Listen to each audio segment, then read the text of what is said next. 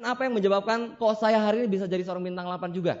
Ya, ini akan saya sharingkan kepada Anda malam hari ini. Kenapa dulunya saya sudah bilang kayaknya nggak mungkin bisa, bisnis saya sudah stagnan, kenapa kok saya masih bisa, akhirnya bisa jadi seorang bintang 8, akan saya sharingkan, saya akan buka rahasianya. Anda akan lihat kenapa kok bisa. Dari bintang 7 yang nggak ada omset sama sekali bisa jadi bintang 8 juga. Nah, saya mulai mengambil beberapa keputusan dalam hidup ini, ya. Saya sudah mulai mengambil keputusan, ada beberapa, ya, sekitar 7 buah keputusan sehingga saya bisa jadi bintang 7 yang tersiok-siok. Bintang 7 yang tadinya nggak mungkin bisa jadi bintang 8, bisa jadi bintang 8 juga. Kita lihat sama-sama. Baik sekalian, kondisinya hancur-hancuran, ya. Saya punya bintang 5, ya. Itu yang ngebuat saya jadi bintang 6 itu hilang juga dari bisnis ini, ya. Jadi waktu itu saya punya kondisi saya di bintang 7, cuma satu kaki saya yang jalan. Saya punya 5 kaki bintang 6 itu hilang. 5 kaki bintang 6 saya hilang. Ya, 2 kaki bintang 6 saya di Lampung itu hilang juga. Kemudian 2 kaki bintang 6 saya di Jakarta hilang juga. Ya, 1 kaki bintang 6 saya di Bandung juga hilang juga. Saya pikir sudahlah, itu musibah terbesar. Ya, mungkin ada nggak di antara Anda yang kehilangan juga grup Anda? Anda mungkin sudah stres, betul? Wah, Pak, hancur Pak bisnis saya, Pak. Grup saya sudah hilang, Pak. Grup saya sudah mati, Pak. Bintang berapa? Baru bintang 3. Nggak ada masalah kalau masih bintang 3 mah, Pak, ya. Bintang 3 kalau dikubur itu kuburannya cuma 1, betul? Kalau bintang 6 kuburannya itu bukan kuburan 1 lagi, kuburan massal, pemakaman umum. Anda bayangkan bintang 6 itu pemakaman umum. Saya ngeri kalau ngeliat jaringan saya kok banyak sekali tapi nggak ada yang jalan sama sekali. Itu yang luar biasa sekali. Dan inilah yang saya pelajari, 7 keputusan untuk kesuksesan. Keputusan yang pertama, saya belajar bahwa kesalahan berhenti sampai di sini. Ini yang saya belajar. Saya menyadari bahwa kesalahan harus berhenti sampai di sini. Saya tidak akan pernah menyalahkan orang tua, pasangan, upline, downline, atau orang lain atas situasi yang saya alami sekarang. Ya, pernah nggak Anda juga mengalami yang sama seperti saya? Saat saya mengalami masalah tersebut, saya mulai menyalahkan orang lain. Ya, saya salahkan downline. Ya, mungkin ada di antara Anda juga yang menyalahkan downline Anda. Kamu sih, ya, nggak mau jadi bintang 7, nggak mau jadi bintang 7, nggak mau jadi bintang 7. Kalau kamu mau jadi bintang 7 kan saya jadi bintang 8. Ada nggak yang berpikir seperti itu? Kalau Anda punya 4 kaki, coba kalau kamu ya jadi bintang 8, bintang 8, bintang 8, bintang 8, saya jadi God Lion. Anda nyalakan downline Anda nggak? Atau mungkin Anda sering nyalakan upline Anda mungkin. Upline saya sih Pak, makanya saya nggak sukses. Upline saya jauh di luar kota, jarang banget Pak datang ke sini. Upline saya sih Pak koleris Pak. Marah-marah terus, gimana saya mau nyaman Pak untuk kerjasama dengan beliau. Kadang-kadang kita selalu salahkan orang lain ya dengan kondisi kita saat ini. Atau mungkin Anda nyalakan juga pasangan Anda. Pacar saya sih Pak, saya mau home meeting diajak nonton. Saya mau presentasi diajak shopping, nemenin shopping dan lain-lain ya. Saya juga dulu seperti itu ya. Saya waktu itu merasa benar-benar pacar saya nih yang membiang keladinya ya. Saya lagi mau home meeting, OPP diganggu terus, diteleponin terus. Saya nyalain pacar saya ya, padahal pacar saya nggak ada salahnya ya sebenarnya. Kemudian mungkin orang tua Anda mungkin ya Anda salahkan. Orang tua saya sih Pak, kondisi saya seperti ini, orang tua saya nggak ngebolehin saya, nggak ngedukung saya. Coba kalau orang tua saya ngedukung saya, ada nggak yang merasa seperti itu?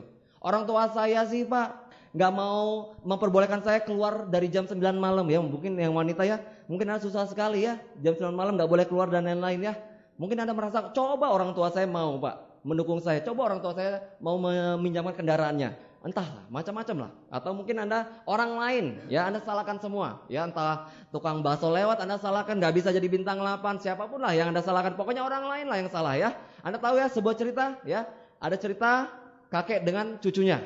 Ya, kakek ini lagi tidur-tiduran ya. Kemudian si cucunya kan emang iseng ya. Cucunya jahil, kemudian dia poletin ya, terasi di hidung si kakeknya. Kakeknya bangun. Kemudian dia lihat ya, dia cium, ruang tidur ini bau sekali kata dia. Terus dia keluar, ruang tamu nih sama, bau ya. Terus dia keluar lagi, keluar pintu dia bilang, enggak, dunia ini satu dunia ini bau semua. Padahal yang bau adalah hidungnya. Ya, coba Anda sekarang lihat ya. Anda sekarang merasa bau enggak? Ya, coba ya. Kalau bau berarti mungkin mulut Anda terlalu dekat dengan hidung Anda mungkin ya. Jadi nanti kita bisa pakai pasta gigi kita ya. Nah itu ya. Jadi kebanyakan orang seperti itu Bapak sekalian. Saya dulu seperti itu ya. Saya salahkan orang lain. Orang tua saya lah saya salahkan. Downline saya lah saya salahkan. Gak mau kerja sama. Upline saya lah saya salahkan. Semuanya pokoknya saya salahkan. Tapi sejak saat itu saya mulai belajar ya bahwa ini adalah kesalahan saya. Bahwa saya harus bertanggung jawab. Saya harus mengambil tanggung jawab. Bukan orang lain yang salah. Kenapa? Yang memutuskan, yang mengambil keputusan, yang mengambil pilihan-pilihan adalah saya sendiri. Ya, itu yang membuat saya dulu cukup tenang. Oh iya, ya setelah saya berpikir bahwa ini adalah kesalahan saya, tanggung jawab saya merasa benar-benar tenang sekali. Kalau dulu merasa stres sekali, ini orang tua lah sekeliling saya yang salah. Kemudian saya berada di bisnis ini, di sini sekarang dengan kondisi mental, fisik, spiritual, emosi dan finansial yang sekarang karena keputusan yang telah saya buat. Jadi Anda sekarang lihat, mungkin Anda sekarang merasa kok saya bintang 5-nya lama sekali ya Pak ya. Anda ingat-ingat, apakah salah orang lain atau salah Anda sendiri? Anda mungkin merasa ya, kok bintang 6 saya kok bonusnya kecil ya Pak ya? Kok saya susah sekali ya Pak ya? Untuk jadi core leader, untuk jadi core leader plus, untuk jadi seorang Excel. Anda ingat-ingat, salah siapa? Kondisi Anda saat ini, keuangan Anda bahkan ya. Keuangan Anda saat ini tergantung dari keputusan-keputusan yang Anda pernah buat, bukan orang lain. Seperti itu. Jadi kita mulai mengambil tanggung jawab atas keadaan kita saat ini. Ya, jangan menyalahkan, jangan melempar ke orang lain Bapak sekalian. Ya, itu yang pelajaran yang pertama yang saya ambil, bahwa apapun kondisi yang saya hari ini alami, itu adalah keputusan-keputusan yang pernah saya buat. Tanggung jawab saya, bukan orang lain yang salah. Selanjutnya, keputusan kedua, saya belajar. Saya mulai belajar lagi bahwa saya akan mencari kebijaksanaan. Apa sih? Kenapa kok saya dulu bintang 7 terseok-seok? Ya, kemudian saya mulai belajar lagi. Ternyata saya perlu mencari kebijaksanaan lagi. Ini ceritanya seperti ini Bapak sekalian. Dulu waktu saya sudah mulai bintang 7, kemudian di break kakak saya, ya donen saya sudah bintang 8 lebih dulu. Terus kondisinya yang lain sudah tidak ada yang jalan. Terus saya bilang, sudahlah, saya nggak mungkin lagi bisa teruskan bisnis ini. Sudah nggak mungkin lagi, sudah nggak ada cara lagi. Sudah yang kaki yang satu besar ini sudah bintang 8 juga, nggak mungkin lagi saya bisa jadi bintang 8 juga. Saya nggak mungkin lagi mengejar ketertinggalan lagi. Nah, yang saya lakukan saya langsung, ya saya kan dulu ngekos di Bandung. Saya anak kosan juga di Bandung. Saya sekitar 9 tahun di Bandung. Ya dari SMA saya di Bandung. Saya masuk ke Bandung sana, saya mulai masuk ke zona nyaman lagi, ke komunitas yang lama lagi. Ya teman-teman saya yaitu mahasiswa-mahasiswa, ya Anda mungkin mahasiswa-mahasiswa juga ya. Nah saya ke sana lagi, terus saya mulai, ya aktivitas saya sudah mulai tidak core person lagi, ya sudah meninggalkan aktivitas core person. Saya udah jarang lagi untuk dengarkan kaset, nggak pernah lagi baca buku lagi, dan jarang ke pertemuan. Itu yang saya lakukan, ya karena saya sudah frustasi, nggak mungkin bisa sukses juga. Nah yang saya lakukan, ya saya ingat sekali sekitar 3 bulan, saya bersama teman-teman, ya satu kosan itu, saya mulai. Tiap jam 10 malam itu keluar, ya kita nyodok. Ya, anak muda kan, anak gaul ya, kita nyodok. Ya makanya kalau Anda tadi lihat tangan saya seperti ini, ya kebanyakan nyodok ya, seperti ini terus ya. Jadi saya nyodok jam 10 sampai jam 1 biasanya. Jam 10 sampai jam 1, dari jam 1 sampai jam 4 clubbing. Saya lakukan tiap hari. Dan selama 3 bulan berturut-turut, Mei, Juni, Juli waktu itu. Benar ya, itu yang saya lakukan. Saya merasakan senang sekali waktu itu, ya happy banget. Pokoknya urusan kayaknya masalah-masalah terlupakan untuk sesaat rupanya ya. Masalah-masalah terlupakan, saya merasa senang sekali. Kemudian saya mulai merasakan enak sekali dengan lingkungan yang nyaman ini. Saya mulai mabok-mabokan waktu itu. Dulu ya sekarang enggak. Dulu saya mulai mabok-mabokan. Sebenarnya saya enggak terlalu suka mabok-mabokan Bapak sekalian. Tetapi saya lebih senang melihat teman saya mabok. Kenapa? Kalau saya lihat mereka lucu-lucu kalau maboknya, ada yang kejungker di depan pintu ya, ada yang nabrak motor ya, kemudian ada yang muntah di toilet, macam-macam lah pokoknya. Saya senang sekali. Saya biasanya yang bayarin ya, jadi saya yang ngebiayai mereka ya, proses-proses mereka mabok segala macam saya tanggung pokoknya ya.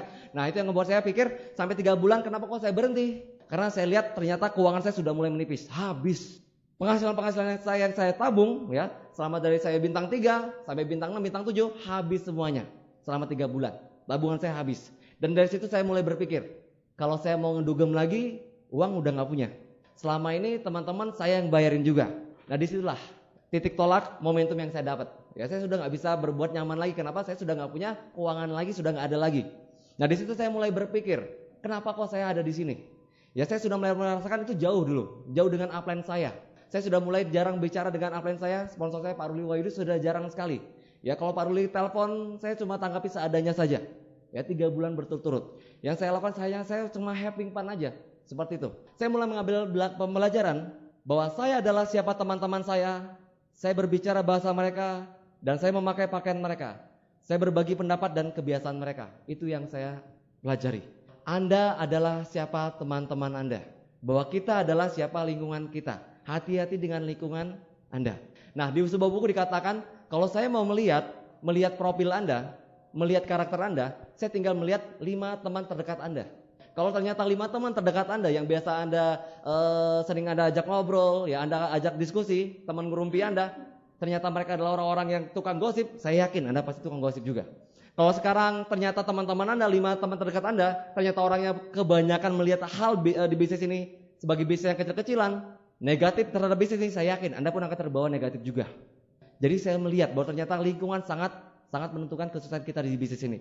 Jadi saya mulai melihat ternyata kalau sekarang saya ada di lingkungan yang sama, saya nggak mungkin jadi bintang 8. Kenapa bos sekalian? Karena di lingkungan saya tidak ada yang mau jadi bintang 8. Teman-teman saya yang saya ajak main biliar, yang saya ajak nyodok, kemudian saya ajak mabuk-mabukan, tidak ada yang mau jadi bintang 8. Jadi kalau saya tetap ada di posisi yang sama, di lingkungan yang sama, saya pikir saya nggak mungkin jadi bintang 8 juga. Hati-hati dengan lingkungan Anda. Mungkin itu teman kuliah Anda mungkin. Satu kosan dengan Anda juga mungkin. Tapi Anda lihat sekarang, teman Anda itu, yang satu kosan dengan Anda itu benar-benar ingin jadi bintang 8 juga nggak?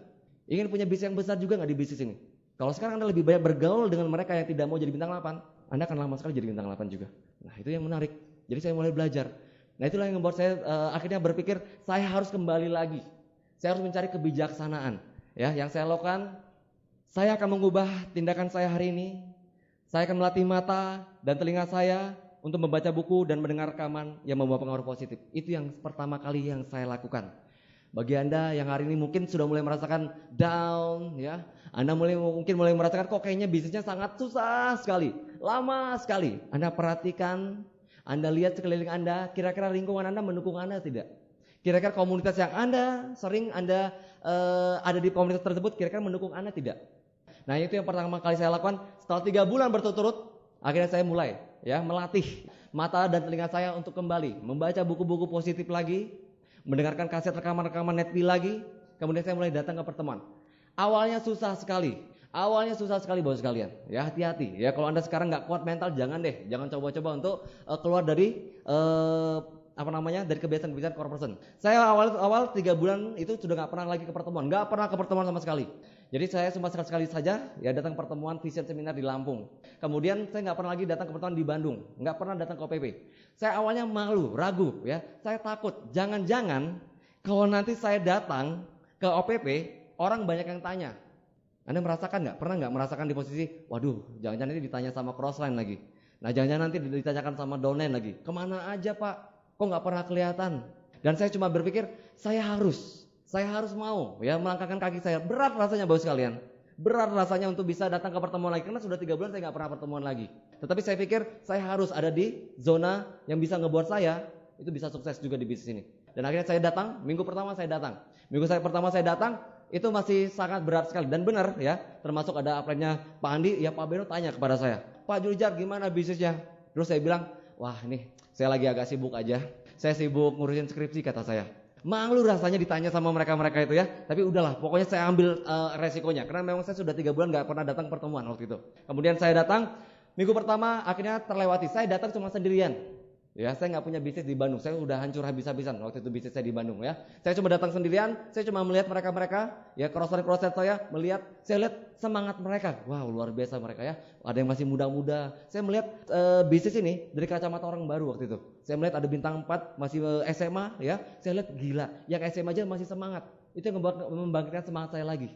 Itu yang luar biasa sekali. Jadi saya melihat bisnis ini dari kacamata orang lain waktu itu. Kemudian minggu kedua masih berat antara datang nggak minggu pertama saya datangnya telat loh Jadi hati-hati Bapak sekalian, kalau Anda punya grup yang datangnya sudah telat-telat itu biasanya sudah mulai tidak fokus lagi dengan bisnisnya. Itu salah satu tanda-tandanya Nah, kemudian minggu kedua saya sudah mulai pengen lagi, tapi ternyata godaannya berat.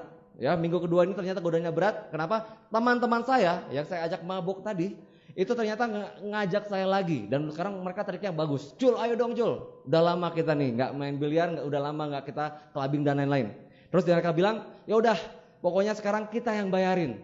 Sakit hati saya rasanya Bapak sekalian. Saya bilang 3 bulan yang lalu saya bayarin mereka, sekarang giliran saya udah mau tobat mereka mau bayarin saya lagi. Kenapa nggak dari dulu saya pikir Itu kurang ajarnya mereka. Itu lingkungan tuh luar biasa sekali. Dan akhirnya saya bilang, udah saya pesan saya nggak mau. Saya harus fokus lagi. Saya sudah merasakan nggak punya uang sama sekali, dan saya pikir saya udah nggak ada waktu lagi Ini kalau saya terus-terusan seperti ini, saya nggak bisa membiayai hidup saya setiap bulannya saya pikir. Dan akhirnya saya memutuskan untuk berangkat lagi ke OPW. Minggu kedua berat, minggu ketiga nggak terlalu berat dan akhirnya 3 bulan saya bisa melaluinya. Jadi Bapak sekalian, kalau Anda hari ini Kalau Anda hari ini sekarang sudah punya kebiasaan-kebiasaan core person, buat Anda yang sudah pakai silver planner, sudah pakai gold planner, Anda terus lakukan saja. Pertahankan silver planner Anda, pertahankan gold planner Anda, tingkatkan menjadi gold planner. Kenapa? Kalau Anda sekarang sekali aja keluar dari kebiasaan-kebiasaan core person Anda yang baca buku, dengerin kaset, itu akan susah sekali buat sekalian. Mental Anda belum tentu kuat ya untuk hadir lagi ke pertemuan. Mental Anda mungkin belum tentu kuat untuk bisa baca buku lagi nih, kemudian dengarkan kaset lagi. Ya mungkin Anda akan terbawa dengan kebiasaan yang lama-lama, yang sudah nggak baca buku lagi, yang sudah nggak dengerin kaset lagi. Hati-hati bos sekalian. Saya hanya sarankan kepada Anda, bagi Anda yang sudah baca buku, sudah punya kebiasaan dengarkan kaset, teruskan. Ya, hanya setahun 2 tahun saja dari sekarang. Hanya setahun 2 tahun dari sekarang. Oke. Nah, selanjutnya, oh ya, satu lagi. Ini masalah kebiasaan juga, ya, masalah lingkungan juga. Hati-hati dengan media juga, bapak sekalian. Ibu-ibu, ya. Yang sekarang suka nonton gosip, mulai dikurangin. Yang suka nonton gosip, mulai dikurangin. Kemudian ini masalahnya di media juga. Ya, saya baca di sebuah buku bahwa hidup Anda seperti apa 5 tahun dari sekarang itu tergantung dari buku yang Anda baca. Kaset apa yang Anda dengarkan dan pertemuan apa yang Anda hadiri. 5 tahun dari sekarang hidup kita tergantung dari apa buku yang kita baca, kaset yang kita dengarkan dan pertemuan apa yang kita hadiri. Jadi buat Anda yang suka gosip sekarang tolong ya. Sekarang dimulai dikurangi. Ini trik supaya Anda bisa jadi bintang 8, bisa fokus 1 sampai 2 tahun dari sekarang. Nah, selanjutnya buat Anda yang suka berita kriminal ada ya pembunuhan, pemerkosaan. Kira-kira kalau wanita nih, kalau sering dengar berita pembunuhan, pemerkosaan, kira-kira takut nggak keluar rumah? Takut kan? Takut nggak digarong di angkot? Takut kan? Karena kebiasaan, jangan-jangan nanti ada kapak merah. Saya juga dulunya awalnya ngeri juga, tapi sekarang saya baca buku positif, jadi saya nggak takut sama kapak merah. Kalau benar-benar kapak merah, pas Anda diketok ternyata kapaknya ada tulisan 212 Wiro Sableng yang kelewat ya. Bahaya, lebih bahaya Wiro Sableng loh Bapak sekalian ya. Mungkin Anda masih ingat enggak waktu dulu ya? Ada zaman di mana orang heboh, wanita takut sekali keluar karena ada kolor hijau. Ingat enggak? Kolor hijau, saya bingung gitu ya. Bulan pertama beritanya kolor hijau, bulan kedua, bulan ketiga kolor hijau. Berarti enggak pernah ganti-ganti kan kolornya hijau terus kan? Anda bayangkan, itu hati-hati ya. Jadi sekarang Anda mulai, Bapak sekalian hati-hati dengan berita-berita. Apalagi buat Anda yang punya anak-anak, Anda pastikan di sharing ya, jangan sampai di filter lah ya. Jangan sampai semuanya masuk ke mereka ya, berita-berita pembunuhan segala macam jangan deh. Apalagi buat kita yang sekarang pembangun networking, kan kita sering keluar malam, keluar rumah segala macam. Kalau sekarang Anda baca berita pembunuhan takut nggak? Jadi hari ini saya pengen banget jangan sampai ada cerita-cerita tentang hal yang jelek tentang Bogor ini ya, karena saya nggak tahu apa-apa. Kalau saya nggak tahu apa kan saya nggak takut tuh. Pak di simpang sana ada pembunuhan Pak, ngeri Pak, di hotel tempat Bapak nginap kemarin Pak 7 orang meninggal dunia Pak. Saya nggak akan mau nginap lagi di hotel tersebut ya. Jadi kalau sekarang pikiran saya bersih ya, saya ngerasa aman-aman lagi ya. Itu yang luar biasa sekali tentang pikiran kita. Selanjutnya saya mulai belajar lagi. Sebelumnya menurut Anda ya, Anda bisa tanya dalam diri Anda, lebih penting yang mana? Masa lalu Anda atau masa kini Anda atau masa depan Anda? Menurut Anda ya, masa depan. Nah sekarang kita lihat apa yang membuat saya dari bintang 7 terseok-seok, bintang 7 yang saya kayaknya nggak mungkin jadi bintang 8 kok bisa jadi bintang 8 juga. Ya saya belajar di keputusan yang ketiga ini. Ya di keputusan ketiga ini saya belajar bahwa saya perlu menjadi orang yang bertindak. Saya perlu menjadi orang yang bertindak. Saya tidak lagi akan berdiam diri di dalam kesedihan, membuang-buang waktu dengan mengeluh dan kehilangan kesempatan. Ini yang akan saya lakukan ya. Itu yang saya lakukan saat saya mulai klik di bisnis ini Bapak sekalian. Saya ingat sekali itu September 2006 saya melihat upline saya Pak Ruli Wahyudi itu terima Mercy. Terus saya mulai berpikir, beliau ini satu umur sama saya, satu SMA dengan saya, satu kuliah juga dengan saya, kenapa hidupnya bisa berbeda sekali? Kok dia bisa terima Mercy sedangkan saya masih seperti ini saja. Itu yang ngebuat momentum dalam hidup saya. Dan akhirnya saya mulai klik ya Desember 2006 waktu itu. Nah ini yang saya pelajari bahwa saya harus bertindak. Saya nggak boleh lagi membuang-buang waktu. Jadi buat Anda yang mungkin Anda mengalami juga nggak down, ngalami down ya. Ada yang daunnya sehari, ada yang daunnya seminggu, ada yang daunnya sebulan, ada yang kalau lagi down ya itu keluar rumah, lihat bintang, ngitungin bintang, ada nggak? Ya ngitungin bintang di langit. Terus ada yang lagi bete ya langsung lihat, suka ada iklan ya, iklan televisi ya, ketik rek spasi ketan apa segala macam itu ya. Anda mungkin lah kalau lagi stres ya, saya pikir kalau lagi stres, kalau dulu ada yang kayak gitu, saya mungkin SMS juga tuh ya, saya pengen tahu kira-kira rezeki saya ada di Tiansi atau enggak. Tapi akhirnya saya enggak mengubris ya, itu yang luar biasa sekali. Jadi Bapak sekalian, kita perlu jadi orang yang bertindak. Nah ini yang menarik, saya mulai belajar bahwa kalau saya terus-terusan mengeluh dengan kondisi saya waktu itu, saya pasti enggak akan mungkin jadi bintang 8. Apa untungnya kalau saya mengeluh? Saya berpikir seperti itu. Kalau saya mengeluh kan enggak jadi bintang 8 juga, kan enggak bisa beli rumah juga, kan nggak bisa beli mobil juga. Jadi buat apa saya mengeluh? Ya, itu yang saya lakukan dan akhirnya saya mulai bertindak. Saya tidak mengkhawatirkan kegagalan karena di dalam hidup kegagalan adalah mitos. Kegagalan hadir hanya untuk orang yang berhenti. Saya mempercayai ini Bapak sekalian, bahwa di bisnis ini tidak pernah ada orang yang gagal. Yang ada adalah orang yang berhenti terlalu cepat. Jadi selama Anda tidak berhenti di bisnis ini, Anda pun akan terus jadi seorang bintang 8 juga. Saya yakin sekali. Selama Anda tidak pernah berhenti di bisnis ini. Jadi yang gagal di sini adalah orang yang berhenti terlalu cepat saja. Selanjutnya, saya tidak akan pernah berhenti sebelum berhasil. Mereka yang gagal di bisnis ini adalah mereka yang tidak menyadari betapa dekatnya mereka dengan kesuksesan tersebut saat mereka memutuskan untuk berhenti dari bisnis ini. Anda bayangkan, kalau sekarang saya berhenti waktu itu, ya September 2006, akhirnya saya memutuskan untuk berhenti, ya saya tidak akan pernah merasakan jadinya jadi seorang bintang 8, nikmatnya jadi seorang bintang 8. Saya nggak pernah merasakan indahnya hidup saya saat saya mengundang orang tua saya ke panggung saat saya Impact New Bintang 8 di panggung Vision Seminar Lampung, Februari 2008 kemarin. Itu yang membuat saya pikir, wah rasanya kalau semuanya saya dulu berhenti, mungkin saya nggak pernah lagi merasakan hal yang indah seperti ini. Dan Anda nanti akan rasakan, Anda nggak akan merasakan indahnya ya sebelum Anda lakukan terlebih dahulu. Ya kalau Anda sekarang jadi bintang 8, nanti Anda mulai merasakan, coba dulu saya saya dulu berhenti, mungkin hidup saya nggak akan seperti ini, nggak akan indah seperti ini. Itu yang saya banding-bandingkan Bapak sekalian. Coba kalau saya dulu berhenti, mungkin saya nggak akan sekeren ini mungkin ya. Mungkin saya nggak akan setampan ini ya.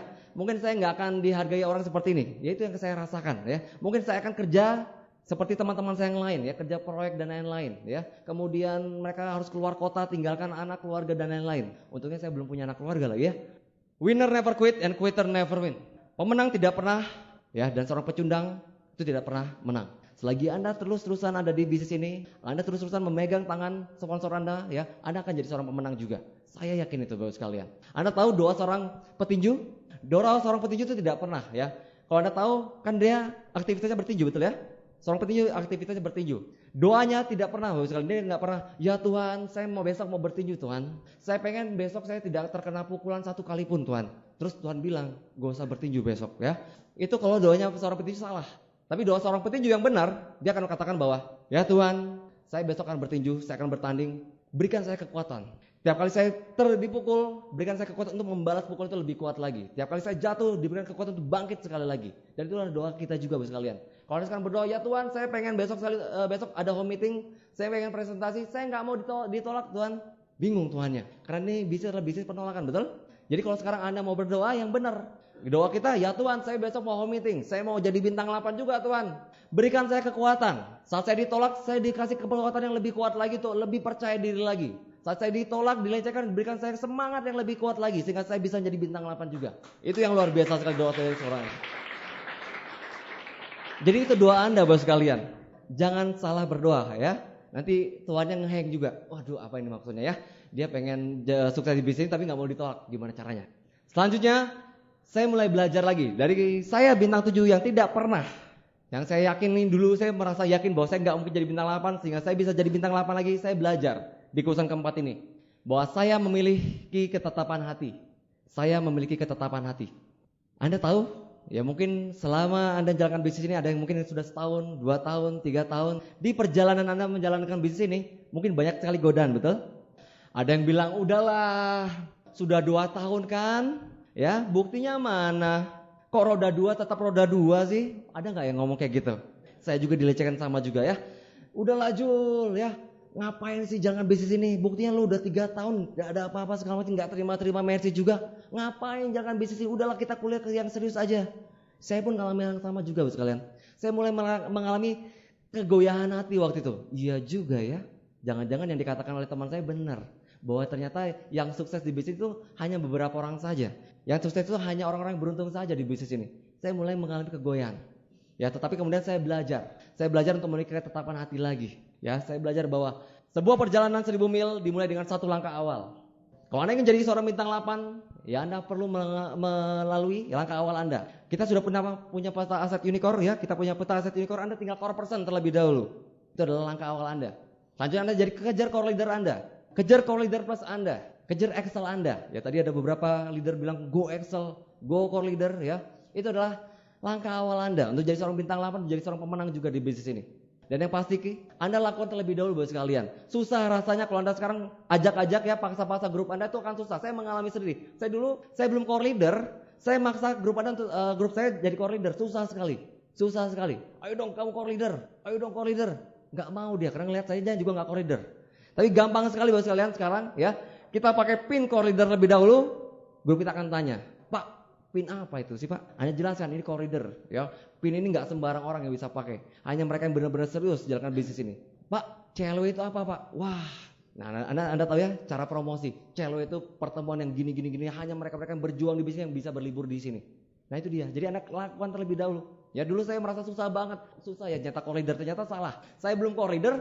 Saya sudah keluar terus. Ayo dong kalian core leader. Ternyata salah. Jadi yang saya lakukan saya kejar terlebih dulu core leader saya. Saya kejar Excel saya. Ternyata sekarang grup saya banyak yang kejar Excel saya. Excel mereka ya. Jadi Anda pun sama. Ya gampang sekali rasanya jadi seorang pemimpin. Kalau Anda sekarang jadi seorang pemimpin, Anda buktikan terlebih dahulu, Anda tunjukkan terlebih dahulu kepada grup Anda. Anda growth planner terlebih dahulu. Grup Anda akan tanya, Pak, apa itu Pak? Ada tulisan 30 kali itu Pak. Anda cerita nantinya. Ya ini growth planner bagi mereka yang benar-benar ingin serius jalan bisnisnya harus minimal 30 kali presentasi. Nah itu dia. Ya jadi Anda akan punya grup yang banyak grup yang nanti akan jadi punya pin growth planner juga, pakai growth planner juga. Karena Anda juga sudah jadi growth planner juga. Selanjutnya, saya telah mempelajari peluang di bisnis ini. Saya mengetahui masa depan saya. Saya tidak ragu dan malu. Saya akan bergerak sekarang dan tidak akan melihat ke belakang. Momentum tersebut saya dapatkan setelah saya melihat beberapa rekan saya, ya teman-teman saya di kuliah saya sudah mulai lulus, ya termasuk kakak-kakak tingkat saya. Dan saya mulai melihat ternyata mereka sudah mulai bekerja di perusahaan. Ya mereka kerja di perusahaan asing. Saya jurusan teknik geologi dan mereka kerjanya di perusahaan pertambangan, perusahaan perminyakan. Dan saya mulai berpikir, ya saya mulai melihat kalau sekarang saya kerja di perusahaan. Kan banyak gak orang yang mengidam-idamkan kerja di perusahaan besar swasta asing, BUMN besar, betul ya? Banyak yang mengidam-idamkan ya. Kayak orang hamil aja mengidam-idamkan kerja di perusahaan ya. Saya berpikir begini Bos kalian, saya pelajari. Kalau saya kerja di perusahaan, saya akan dapat gaji tetap. Itu adalah salah mungkin tujuan Anda mungkin ya. Mungkin banyak sekali orang di luar sana mengejar kerja di perusahaan swasta asing supaya dapat gaji yang tetap tadi. Kalau saya jujur, saya nggak suka gaji yang tetap Bapak sekalian. Jujur, saya nggak suka gaji yang tetap. Kenapa? Kalau nanti BBM naik, gaji kita akan tetap, betul. Beras naik, sembako naik, cabai keriting naik, tomat tanpa daun naik, kol gepeng naik. Kok saya sampai hafal ya? Ya semuanya naik, gaji kita tetap. Jadi saya nggak suka gaji yang tetap, Bapak sekalian. Ya itu yang ngebuat saya nggak cocok kalau saya kerja di perusahaan. Saya kadang-kadang bingung, ya. Kok banyak sekali buru-buru karyawan-karyawan suka ngedemo perusahaannya, minta kenaikan gaji. Padahal dia sudah tahu dari awal bahwa kalau kerja di perusahaan tersebut akan dapat gaji yang tetap. Kenapa mereka minta naik gaji? Bingung nggak? Perusahaan juga bingung ya. Karena Anda melamar ke perusahaan kita kan pengen dapat gaji yang tetap. BBM naik, kita tetap kasih gaji yang tetap juga. Sesuai dengan kesepakatan yang di awal. Jadi saya merasa nggak cocok dulu ibu sekalian untuk kerja di perusahaan swasta asing waktu itu ya. Kemudian kalau saya kerja di perusahaan punya prestise, betul ya? Bergengsi katanya ya. Kerja di mana Jul? Teman-teman saya lihat ya. Kerja di mana? Perusahaan X ya. Saya lihat banyak sekali di daerah Senayan itu ya. Kerjanya gedungnya besar, 30 lantai, 40 lantai. Saya tanya, rumah di mana? Tinggal di mana? Ngekos di belakang gedung tadi. Kan nggak keren ya. Nah sekarang Bapak sekalian Anda pilih ya. Buat Anda yang masih muda-muda nih yang mahasiswa nih ya. Anda pilih kerjaan yang keren tapi hasilnya nggak keren. Atau kerjaan yang kelihatannya nggak keren tapi hasilnya keren. Yang hasilnya keren. Anda sekarang kalau memilih pekerjaan, ya cari pekerjaan atau cari penghasilan? Penghasilan, betul ya? Saya sih lebih memilih di bisnis ini. Orang bilang, aduh bisnis kita ya kerjanya nggak enak, betul? Kerjanya ya nggak ada kantornya. Mana kantornya? Pernah nggak ada dibicarakan gitu? Mana kantornya? Lu kok cuma bolak-balik naik motor aja gue lihat ya? Seperti itu ya? Kok ngajaknya ke kafe? Mana sih sebenarnya kantornya? Seperti itu ya? Saya lebih milih ya. Saya dulu sering juga dikatakan seperti itu ya tukang obat segala macam lah ya. Nah saya bilang gini, lebih baik jadi tukang obat. 2 tahun dari sekarang dapat Mercy daripada Anda jualan Mercy 2 tahun dari sekarang dapat obat dari dokter. Betul nggak? Betul ya? Pilih yang mana ya? Pekerjaan atau penghasilan? Ya, kalau saya sih penghasilan ya. Anda lihat leader kita Bapak Stendian ya. Kata orang kerjanya obat betul ya, jualan obat, tapi rumahnya miliar. Itu yang luar biasa daripada sekarang kerja di mana? Perusahaan besar nih ya, tingkat 8. Tingkat 25. Rumah di mana? Ngontrak di gang sebelah sana. Kan nggak keren ya. Anak-anak muda ya. Anda sekarang bisa lihat dasi mungkin sama-sama berdasi ya. Tapi kan kantong belakang yang membedakan. Betul ya? Kantong belakang membedakan antara mereka yang jalankan bisnis serius sama mereka yang tetap ada di luar sana ya. Selanjutnya kalau saya kerja di perusahaan ada jenjang karir yang jelas. Ini yang didam-idamkan oleh anak-anak muda ini biasanya ya. Ada jenjang karir yang jelas. Saking jelasnya, Anda yang baru masuk pasti akan ada di level yang paling bawah. Kemudian buat Anda yang belum punya pengalaman, mungkin Anda akan susah untuk diterima. Kemudian sampai Anda di level yang paling bawah, mungkin akan selama-lamanya Anda akan selalu jadi junior. Kenapa? Kalau Anda mau menggeser senior Anda ya, Anda harus berdoa juga ya, supaya senior Anda ini segera keluar, segera di PHK, meninggal dunia kalau bisa secepatnya, betul? Kecelakaan deh kalau bisa ya. Biar apa? Kalau senior Anda ya, manajer Anda ini keluar ya di PHK, Anda bisa naik, betul? Nah, tapi di bisnis ini berbeda. Anda sekarang bintang 8, sponsor Anda sekarang jadi bintang 8. Kira-kira semua di antara Anda di ruang ini boleh nggak jadi bintang 8? Perlu nggak Anda mendoakan sponsor Anda untuk cepat meninggal gitu? Nggak perlu kan? Ada nggak yang mendoakan, ayo dong Pak gitu kan, cepat kecelakaan dong Pak, gue mau jadi bintang 8 juga kan? Nggak perlu kan? Kenapa? Anda jadi bintang 8, nggak perlu harus ngebuat upline Anda, sponsor Anda ya untuk tidak jadi bintang 8 juga. Jadi Anda semua di sini bisa jadi bintang 8, itu yang menarik. Itu yang luar biasa sekali di bisnis ini. Itu yang ngebuat saya nggak nyaman kalau saya kerja di perusahaan. Kenapa? Saya pasti dianak bawangkan. Betul? Walaupun saya mungkin kerja keras saya lebih bagus, mungkin mereka akan melihat bahwa ternyata saya masih junior. Itu nggak buat saya nggak nyaman kerja di sebuah perusahaan. Terus kalau saya kerja di perusahaan, cuti 12 hari setahun. Seneng nggak? Ada yang bilang hore tadi kayaknya, hore 12 hari setahun ya. Nah itu nggak cocok sama saya. Saya memang hobinya nggak kerja. Hobi saya bukan bekerja, Bapak sekalian. Maaf ya yang hobinya bekerja di sini ya. Hobi saya cuma 2. Lari sama memancing, ya lari dari kenyataan, mancing emosi orang lain. Itu hobi saya Bapak sekalian ya. Jadi kalau ditanya kerja saya nggak hobi. Jadi saya sudah siap-siap. Waduh kalau semuanya saya pengennya ya kerja itu cuma 12 hari. Repot ya, saya udah mikirkan kalau nanti saya ngelamar pekerjaan, saya bilang Pak, saya pengennya kerjanya cuma 12 hari setahun. Kira-kira bakal diterima nggak ya? Ternyata nggak. Jadi nggak cocok saya kerja di perusahaan. Dan saya melihat bahwa ternyata kalau semuanya saya cuma cuti 12 hari setahun, rasanya kurang sekali ya. Ada yang mungkin yang merasakan mudik. Ya mudik kok dibatas-batasin sih Pak gitu ya. Kita masih kangen-kangenan sama keluarga besar kok sudah harus masuk kantor lagi dan lain-lain. Itulah kenikmatan di bisnis. Anda bisa mendapatkan 2 kebesaran sekaligus. Bebas waktu dan bebas uang juga nantinya. Selanjutnya, kalau saya kerja di perusahaan, siap ditempatkan di mana saja. Anda siap? Oh enggak siap juga ya. Saya juga sama ya. Kalau saya ditanya sama perusahaan, pasti kan mereka bilang ya, kamu siap nggak ditempatkan di mana saja? Dan saya akan bilang, enggak Pak, saya nggak siap Pak ya. Saya cuma maunya di kota. Saya maunya dekat mall, anak gaul gitu Pak ya. Saya pengennya dekat dengan fasilitas-fasilitas ibu kota. Itu yang membuat saya pikir kayaknya kalau saya kerja di perusahaan swasta asing di luar sana, kalau sesuai dengan bidang saya, geologi, saya pasti akan terdampar di pedalaman Kalimantan, pedalaman Irian Jaya, teman saya nyamuk cikungunya, malaria, segala macam itu jadikan teman ngobrol saya nanti ya. Teman saya banyak loh Pak, stres di sana ya. Penghasilan mereka besar, tetapi kenyataannya biaya stres mereka pun besar juga. Ada yang terpaksa terdampar ya di tengah pantai ya. Mereka eksplorasi gas dan lain-lain itu membuat saya bikin nggak nyaman. Karena saya nggak siap ditempatkan di mana saja. Bagi Anda yang nggak siap ditempatkan di mana saja, lakukan bisnis ini dari sekarang. Lakukan bisnis dari sekarang sebelum Anda benar-benar membutuhkan bisnis ini. Ini masalah jika saya kerja di perusahaan. Waktu untuk keluarga bagaimana? Ya pasti akan sedikit sekali. Sedangkan saya jalankan bisnis ini, saya punya niat sekali. Saya belum berkeluarga, saya masih umur 26 tahun, tapi saya merencanakan ingin berkeluarga juga. Dan saya ingin sekali ya punya waktu yang banyak sekali buat keluarga saya nantinya. Punya waktu yang banyak sekali untuk anak istri saya nantinya.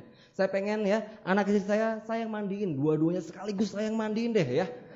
Nah sekarang bagi ibu-ibu, kapan terakhir Anda dimandiin suami Anda? Ingat gak ibu-ibu ya? Ibu-ibu ketawa. Suami saya mana ya? Anda sebagai suami ya, terakhir kali ya Anda memandikan istri Anda kapan? Ya ibu tadi geli katanya ya, dimandiin gitu. Itu dia, itu adalah niat saya bos sekalian. Jadi kalau saya pikir kalau saya pengen mewujudkan impian saya pengen punya waktu yang banyak buat anak istri saya nanti, saya nggak mungkin ada di perusahaan. Seperti itu. Kemudian kehidupan setelah pensiun bagaimana? Kebanyakan dari saya lihat mereka sudah masuk masa pensiun, kenyataannya mereka terpaksa harus bekerja lagi. Itu yang saya lihat, ternyata nggak nikmat juga. Kemudian pengurangan tenaga kerja, krisis global. Saya baca koran hari ini, krisis global mengancam ya bisa memphk-kan sekitar 40 juta orang di dunia ini dalam waktu 1-2 bulan ke depan ini. Anda bayangkan 1-2 bulan dan Indonesia sudah mulai terkena imbasnya sangat besar sekali. Bagaimana dengan diri Anda? Apa yang terjadi dengan orang tua Anda? Apakah Anda sudah siap? Kalau orang tua Anda saat ini tulang punggung keluarga Anda, suami Anda sebagai tulang punggung keluarga Anda hari ini ya, atau Anda sendiri itu di PHK. Anda sudah tidak punya penghasilan lagi, apa yang terjadi dengan keluarga Anda yang Anda tinggalkan? Apakah Anda masih bisa menjamin keperluan-keperluan rumah tangga mereka? Apakah Anda masih bisa menjaga kualitas hidup Anda? Itu yang perlu Anda pikirkan.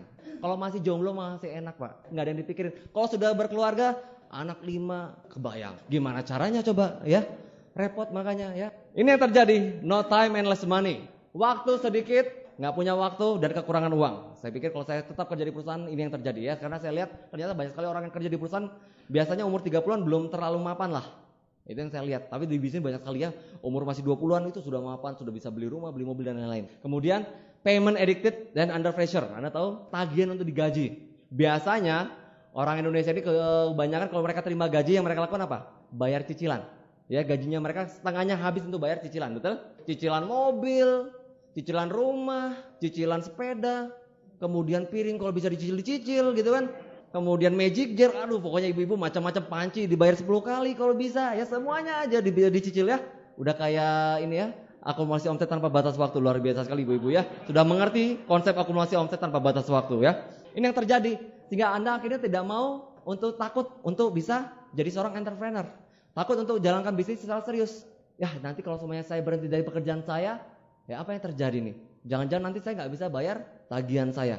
Jangan-jangan nanti cicilan rumah saya nggak bisa bayar juga. Itu yang membuat kita nanti akhirnya ketagihan. Dan itu adalah salah satu sistem, model sistem yang diterapkan oleh perusahaan-perusahaan asing besar. Mereka berikan asuransi kesehatan buat Anda. Supaya apa? Supaya Anda merasa nyaman kerja di perusahaan tersebut. Betul? Wah tenang, kalau sakit nanti kita ada yang membiayai ya. Anda dikasih insentif oleh perusahaan mungkin. Dikasih rumah, DP-nya dibayarin perusahaan. Sehingga Anda punya kewajiban untuk membayar cicilannya. Sehingga Anda mau nggak mau harus terpaksa mengabdi sama perusahaan tersebut bertahun-tahun, berpuluh-puluh tahun mungkin. Hati-hati dengan payment addicted ya. Buat Anda yang mahasiswa, Anda pelajari konsep ini di buku Cash Flow Quadrant lebih banyak lagi. Itu banyak sekali konsepnya. Selanjutnya, kalau saya buka usaha sendiri. Iya, ini mulai nih. Jiwa-jiwa entrepreneur mulai. Kalau saya buka usaha sendiri, apa yang terjadi? Usaha di bidang apa? Saya mulai berpikir usahanya di bidang apa nih? Waduh, saya belum punya kepikiran. Saya pengen dulu buka clothing. Tapi gimana? Saya juga nggak punya pengalaman juga. Ya, saya bingung. Buka clothing bagus nggak ya? Kira-kira bakalan 2 tahun, 3 tahun dari sekarang masih bagus nggak ya? Terus apa namanya? Anthurium ya? Ya bunga-bunga itu ya. Sekarang udah nggak jelas lagi kalau nggak salah keberadaannya ya. Nah untung aja saya nggak ikut. Ya dulu saya pengen banget melihara anthurium dan lain-lain. Gelombang cinta lah dan lain-lain itu ya. Saya banyak orang putus gara-gara gelombang cinta rupanya. Modal dari mana? Ini yang terjadi. Yang saya pikirkan modal dari mana kalau saya buka usaha? Saya seorang mahasiswa. Saya cuma dikasih kiriman dari orang tua cuma 500 ribu rupiah. Mana bisa saya bisa buka usaha waktu itu? Saya nggak punya modal apa-apa. Kemudian persaingan bagaimana? Hari ini Anda buka rumah makan, betul? Wah kayaknya rumah makan nggak ada habis-habisnya, betul ya? Banyak orang bilang ya, rumah makan ya kuliner itu pokoknya nggak ada habis-habisnya. Anda buka rumah makan ya, sebelah buka rumah makan juga, sebelah kiri Anda buka rumah makan juga ya, seberang rumah Anda juga buka rumah makan. Satu kecamatan buka rumah makan, yang makan di rumah Anda siapa? Ya pertanyaannya kalau semuanya buka rumah makan semua, yang makan di rumah makan Anda siapa? Saingan, betul? Ya banyak sekali orang akhirnya gulung tikar, ya gulung karpet dan lain-lain segala macam akhirnya bangkrut juga ya. Kalian bagaimana? Saya nggak punya kalian, ya saya bilang ya. Saya nggak bisa membedakan. Kalau saya sekarang buka industri sepatu kulit, saya nggak bisa membedakan antara kulit ular sama kulit cicak, nggak tahu juga. Nanti dikibulin lagi ya. Jadi saya nggak punya kalian apa-apa waktu itu. Selanjutnya suksesnya kapan? Kalau saya buka usaha, kapan bisa suksesnya? Ya saya punya rekan di Lampung, dia buka usaha warnet, butuh waktu sekitar 3 tahun untuk balik modal saja. 3 tahun untuk balik modal saja. Tapi di bisnis hanya 1-2 tahun kita sudah bisa jadi bintang 8 juga. Selanjutnya, kalau bangkrut gimana? Kalau bangkrut gimana Bapak sekalian? Biasanya kan modalnya sudah besar, ratusan juta, puluhan bahkan ratusan juta, miliaran. Kemudian Anda sudah gadaikan syarikat rumah Anda. Apa yang terjadi kalau sebenarnya Anda buka usaha terus bangkrut? Itu yang saya pikirkan. Kalau saya bangkrut gimana ya? Kalau saya masih jomblo mungkin masih enak. Kalau sudah punya anak 5 repot. Anak mau dikasih apa, istri mau dikasih apa ya? Kalau bangkrut habis-habisan ya. Kemudian kapan bebas uang dan waktunya? Kalau saya buka usaha, ya otomatis barter uang dan waktu terus-menerus. Dan saya nggak bisa juga. Niat saya ingin punya waktu yang banyak, ya bebas uang dan waktu. Kalau saya buka usaha akan terus-menerus. Kalau usaha konvensional tentunya ya, akan terus-menerus ya barter uang dan waktu. Kemudian, Anda hidup di zaman apa menurut Anda ya? Jangan ada yang bilang zaman purba loh ya. Masa kini, ya masa lalu, masa kini, atau masa depan? Anda yang jawab. Anda sekarang hidup zaman apa sebenarnya nih? Saya sudah ada di masa lalu, masa kini, atau di masa depan? Kemudian, ini adalah kesan kelima Bapak sekalian ya. Dari seorang bintang 7 yang tersiok-siok waktu itu, kenapa kok saya akhirnya bisa jadi seorang bintang 8? Karena saya mengambil keputusan yang kelima ini. Hari ini saya memilih untuk bahagia. Anda tahu waktu saya dulu bintang 7 tadi saya desperate, stres, ke bawah kemana-mana hampir selalu bawa tali, cari-cari tower yang tinggi gimana ya. Kalau bisa jatuh benar-benar jatuh, itu udah nggak bernyawa lagi ya. Saya mikirin kalau sebenarnya saya nanti jatuh, terus saya cacat kan saya rugi seumur hidup. Nah saya mikir tower yang paling jauh, yang paling tinggi yang mana. Jadi saya dulu desperate sekali. Sudah stres banget lah, udah nggak ada muka-muka jadi bintang 8, udah nggak ada muka-muka cahaya penerima mercy itu udah nggak ada lagi ya. Nggak kayak sekarang kan berbinar-binar ya. Nah kalau dulu sama sekali nggak ada sama sekali ya. Dan saya mulai memilih untuk bahagia. Dulu saya pasang muka stres bapak sekalian. Nah sekarang kalau Anda sekarang jadi upline atau downline, Anda lebih senang melihat muka upline Anda, downline Anda bete kayak gini atau yang senyum kayak gini? Ya, Anda pengen yang mana? Senyum. Nah, saya dulu ya, awal-awal saya mulai klik di bisnis ini, saya bete-nya minta ampun. Saya sering kali di SMS oleh Paruli, kemudian diajak ke pertemuan, saya selalu bilang, "Aduh, Pak, nanti aja lah. Muka saya pokoknya jelek banget lah Ibu sekalian, hancur banget." Mungkin Paruli jadi bete juga. Saya mulai belajar bahwa saya juga itu manusia, upline juga manusia juga. Kalau sekarang tiap kali Anda ketemu dengan upline Anda, dengan muka Anda bete, penuh masalah ya gitu ya. Kayaknya beban negara ada di pundak Anda gitu ya. Upline Anda pun bakal stres. Coba deh Anda ya, 10 orang gitu ya, konsultasi kepada Anda ya, 10 orang. Masuk yang pertama, "Pak, maaf Pak, bulan ini nggak bisa Pak, tembus Pak, goals kita." Ya udah kata upline Anda, sabar kan upline Anda ya, udah tenang aja ya. Bulan depan kita kejar lagi, oke? Go Diamond, go Excel, macam-macam lah pokoknya ya. Muncul yang kedua, "Pak, nggak bisa." Ya, gila nggak Anda? Kalau saya pikir kalau 10 orang kayak gitu semua, saya botak Pak kepala saya mikirin orang-orang kayak gitu semua. Mukanya nggak ada yang ngebuat saya nyaman ya. Ini adalah salah satu pelajaran ya, pengalaman. Saya waktu itu dulu kok susah sekali bisa kerjasama dengan upline saya Paruli. Kok kayaknya Bapak Paruli itu kok baunya bete kalau ngeliat muka saya. Saya mulai lihat di kaca, oh bener muka saya hancur banget rupanya ya. Muka saya kok kelihatan tegang banget ya. Nah itu yang ngebuat saya, oh iya ternyata mungkin Paruli terinspirasi dengan muka saya, jadinya dia juga bete saya pikir ya. Akhirnya saya mulai memperbaiki muka saya ya, bukan berarti harus ditampol semen segala, enggak ya. Jadi saya mulai belajar senyum ya. Itu yang membuat akhirnya ya, upline saya akhirnya senang. Akhirnya upline saya sekarang kalau semuanya saya cerita konsultasi itu benar-benar antusias sekali. Dan saya selalu bilang, oke Pak, kalau dia kasih goal saya selalu bilang, oke Pak, saya akan usahakan bulan ini saya akan tebuskan goalsnya Pak. Jadi kalau dikasih goal sama upline Anda kasih semangat juga kepada upline Anda. Ya bilang aja iya. Oke Pak, saya pasti akan usahakan Pak ya. Kalau Anda bilang, aduh Pak, gimana sih Pak, kok goalnya kayak gini lagi segala macam, stres lama-lama sebulan, 2 bulan, 3 bulan upline Anda stroke, ya Anda nggak punya upline lagi di bisnis ini. Jangan sampai Anda memulai seperti itu ya Bapak sekalian. Nah saya dulu seperti itu Bapak sekalian, di SMS oleh Paruli ya, "Pak Jul pertemuan." Saya udah bilang, wah ini pasti ngajak pertemuan nih. Saya nggak bales ya, di telepon, kring. Saya nggak angkat. Udah nih kalau saya angkat pasti dijemput, jangan-jangan ya. Saya nggak mau angkat ya. Selesai pertemuan, baru saya angkat. "Pak, sorry Pak, handphone ketinggalan. Pak, sorry Pak, ketiduran. Pak, sorry Pak," ya macam-macam. Handphone belum dicas, pulsa nggak ada segala macam. Pokoknya Anda pernah nggak ngalamin yang seperti itu? Yang gini-gini, oh iya Pak, sering Pak. Iya Pak, sering. Saya juga mengalami hal yang sama juga, makanya ya upline saya dulu tuh kok bete banget. Jadi saya mulai belajar. Kalau sekarang, kalau dulu kan saya merasa kok kayaknya stres ya. Anda merasakan stres juga kalau sama upline Anda ya. Ada yang bilang enggak, berarti benar-benar senang banget ya. Kalau dulu saya stres, kenapa? Saya tahu kalau upline saya nelpon udah pasti ngajak pertemuan. Ya, kalau upline saya nelpon pasti nanyain ini, goal segala macam. Saya pengen sekali kalau upline saya nelpon itu, "Jul, yuk nonton Ayat Cinta," gitu kan. Saya maunya sekali-sekali ya kayak gitu loh. Jul, kita nonton yuk ya, Laskar Pelangi dan lain-lain ya. Dan saya rasanya nggak mungkin ya. Kenapa nggak mungkin? Karena saya tahu bahwa upline saya benar-benar serius di bisnis ini. Jadi kalau Anda sekarang merasa kok bete banget ya, nggak pernah diajak sama upline Anda nonton ya, nggak pernah diajak upline Anda clubbing dan lain-lain, itu kenapa? Karena upline Anda benar-benar sayang sekali sama Anda ya. Upline Anda benar-benar fokus terhadap bisnis ini. Ya, Anda beruntung punya upline yang luar biasa seperti mereka yang fokus di bisnis ini ya. Kemudian kalau Anda sekarang belajar ya, saya mulai sama-sama belajar. Kalau sekarang beliau SMS ya, secepatnya saya balas. Ya, jangan lama-lama Pak. Bete upline Anda nantinya ya. Ini lama banget gitu kan ya. Udah tahu ya. Upline Anda kalau sudah kedumel segala macam ya, itu kan caci maki segala macam keluar ya. Wah, ini kurang ajar banget nih orang ya. Benar-benar nanti Anda benar-benar nih, wah ini gua sumpahin loh ya. Bintang 8-nya 5 tahun lagi dari sekarang ya. Bahaya kalau disampaikan sama upline Anda ya. Nah, jadi saya dulu mulai belajar. Kalau di SMS langsung bales ya.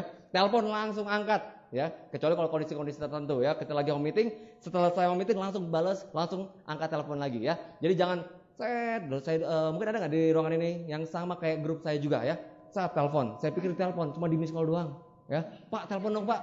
Ya elah, saya pikir ya mentang-mentang downline gitu ya. Dia pikir Upline ini tabungan ini ya, tabungan negara, jangan-jangan ya.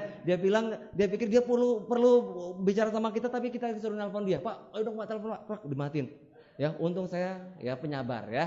Kalau saya nggak sabar, saya bilang juga, ada apa? Saya matiin juga nanti ya. Repot kalau punya Upline yang seperti itu. Ya, hati-hati ya. Jangan perhitungan lah sama Upline Anda ya. Jadi kalau Anda telepon, Anda butuh kan Anda yang butuh juga ya. Jangan mentang-mentang Upline kan bonusnya besar Pak, iya kan Pak, gitu ya. Jangan seperti itu ya. Jadi kalau Anda benar-benar antusias, Anda juga telepon juga ya, Anda SMS juga ya. Nah, dulu saya juga sempat ya punya masalah emosional juga sama grup saya ya. Saya sering marah-marah ya. Saya sering berkata-kata kasar juga waktu itu ya. Nah, itu saya banyak kali lah ya, kata-kata kasar lo ya, kata-kata kotor lo ya, kata-kata jorok lo ya. Ya nggak mungkin dong saya cerita kata-kata kasar joroknya seperti apa ya. Tapi saya mulai merasakan ternyata itu nggak bagus juga ya. Saya mulai mencoba untuk sabar ke grup saya ya. Namanya mereka juga lagi berjuang sama-sama, masih imut-imut ya. Namanya downline kan masih imut-imut ya, belum tahu apa-apa ya. Kalau mereka sudah jagoan, sudah bintang 8, sudah terima mercy, nggak perlu diapa-apain lagi gitu ya. Nah, saya dulu juga pernah punya masalah juga sama grup juga. Itu kalau konsultasi itu sering ribut ya. Nggak ada senyum-senyum sama sekali ya. Kenapa? Saya kan biasanya kan kalau diceritakan ya di kasetnya Pak Purno ya, kalau mereka hanya untuk mendengarkan ya, lebih banyak mendengarkan, betul ya. Kalau Anda konsultasi Anda lebih banyak mendengarkan dan tidak mempertanyakan. Nah, uniknya downline saya ini lebih banyak mempertanyakannya. Kenapa sih Pak kayak gini Pak? Pak kok lu kayak gitu sih Pak? Pak lu kok nggak bisa bantu grup gua sih segala macam ya? Lama-lama saya kan sabaran saya kan namanya juga manusia ya. Juli Jari kan masih saya juga Pak ya. Jadi sabarannya hilang juga ya. Saya marah ya, dia juga lebih balik marah lagi. Terus saya bilang, kamu harusnya sabar dong. Terus dia bilang, kamu Pak, ya, Bapak dong yang lebih sabar. Bapak kan lebih banyak baca buku, lebih banyak dengerin kaset, lebih banyak datang pertemuan. Bapak dong yang harusnya lebih sabar. Kurang ajar kata saya bilang ya. Mudah-mudahan Anda nggak ketemu grup yang seperti itu ya, donen-donen Anda yang seperti itu nggak ada di grup Anda ya. Mudah-mudahan cuma saya yang ngalamin ya. Ini kurang ajar banget ini, ya. Pokoknya nama ya dan alamatnya saya samarkan ya. Nah, kebahagiaan bukanlah sebuah emosi yang datang dan pergi dari hidup kita. Kebahagiaan adalah sebuah pilihan dari sekian banyak pilihan yang mungkin akan membuat kita tidak bahagia. Nah, saya belajar bahwa yang membuat saya bahagia adalah diri saya. Ya, saya boleh memilih untuk bete hari ini panas, tapi saya boleh juga memilih untuk wah senang. Ini berarti semangat Anda luar biasa sekali nih nyampe ke sini gitu ya. Nah, itu yang luar biasa sekali. Jadi Anda boleh memilih ya. Apakah Anda boleh hari ini mau memulai bisnis ini ya, besok nih Anda mulai memilih ya. Apakah besok Anda mulai keluar rumah dengan semangat yang luar biasa, atau Anda mulai aduh jangan-jangan nanti ditolak. Wah, jangan-jangan nanti di tengah jalan hujan ya segala macam ya. Nah, jadi Anda tinggal pilih bahwa kebahagiaan itu Anda yang memilih ya, bukan orang lain yang menentukan. Orang lain boleh mungkin ciprat-ciprat air kotor di celana Anda mungkin, tapi Anda kalau boleh tetap tersenyum, betul ya? Anda yang memilih untuk tersenyum juga ya, bahwa Anda bilang oh ini ternyata rezeki mungkin ya. Allah ya, Tuhan mungkin akan memberikan rezeki ya. Tuhan akan menggantikan cipratan air tadi dengan mereka yang akan saya prospek hari ini akan join jadi bintang 3. Itu yang luar biasa.